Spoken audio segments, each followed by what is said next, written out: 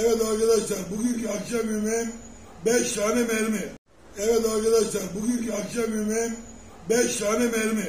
Evet arkadaşlar, bugünkü akşam yemeğim 5 tane mermi. Evet arkadaşlar, bugünkü akşam yemeğim 5 tane mermi. Evet arkadaşlar, bugünkü akşam yemeğim 5 tane mermi. Evet arkadaşlar, bugünkü akşam yemeğim 5 tane mermi. Evet arkadaşlar, bugünkü akşam yemeğim 5 tane mermi. Evet arkadaşlar, bugünkü akşam yemeğim 5 tane mermi.